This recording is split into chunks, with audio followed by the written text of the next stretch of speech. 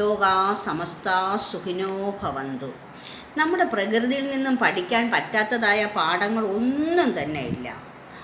ആവശ്യത്തിലേറെ പഠിക്കാൻ പറ്റും. പക്ഷെ നമ്മളത് ശ്രദ്ധിച്ചാലേ പഠിക്കാൻ പറ്റുള്ളൂ. ഓരോ ജീവജാലങ്ങളിൽ നിന്നും അവരുടെ പ്രത്യേകതകൾ എന്താണെന്ന് മനസ്സിലാക്കി മനുഷ്യൻ അതിനെ നല്ല രീതിയിൽ കൊണ്ടുപോകുമ്പോൾ അവർക്ക് കിട്ടുന്നത് വലിയ നേട്ടമാണ്.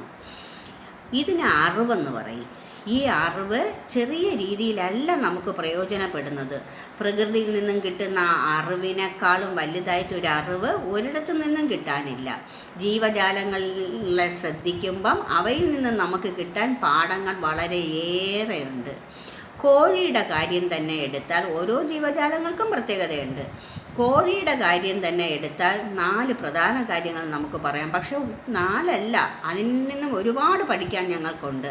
പക്ഷെ പ്രധാനമായിട്ടും നമ്മൾ വളരെ ശ്രദ്ധിക്കേണ്ട 4 കാര്യങ്ങളുണ്ട്. ഒന്ന്, രാവിലെ ഉണരും. അത് ഏറ്റവും ഗുണമുള്ള കാര്യമാണ്. ഇന്നത്തെ കാലത്ത് രാവിലെ ഉണരാൻ എല്ലാവർക്കും ബുദ്ധിമുട്ടാണ്. പക്ഷേ അത് നല്ല ശീലമല്ല. രാവിലെ ഉണരണം. അത് കോഴിയിൽ നിന്നാണ് നമ്മൾ പഠിക്കേണ്ടത്. അതുപോലെ തന്നെ അവ നന്നായിട്ട് അധ്വാനിക്കും, നല്ലവണ്ണം ഫൈറ്റ് ചെയ്യും. അതിന് ശരീരത്തിന് നല്ല അയവ് കിട്ടും.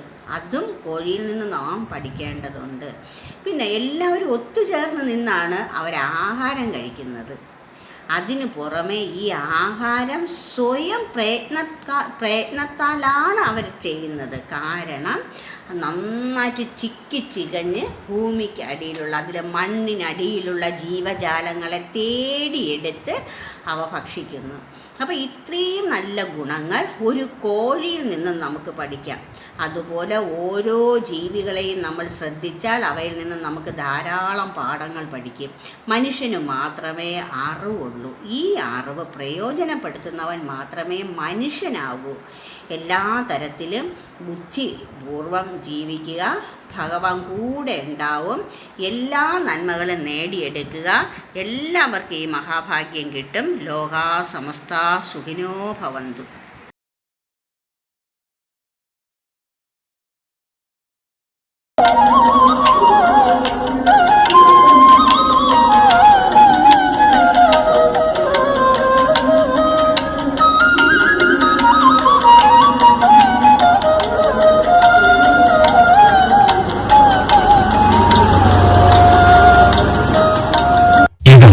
ലോക ചരിത്രത്തിൽ ആദ്യമായി ഈശ്വര ശക്തികൾക്ക് ജീവചൈതന്യം കൊടുക്കുന്ന ഏക സ്ഥലം. ഇതിനോടൊപ്പം മനുഷ്യർക്കും എല്ലാ ജീവജാലങ്ങൾക്കും എല്ലാത്തിനും അതിൻ്റെതായ പ്രശ്നപരിഹാരം.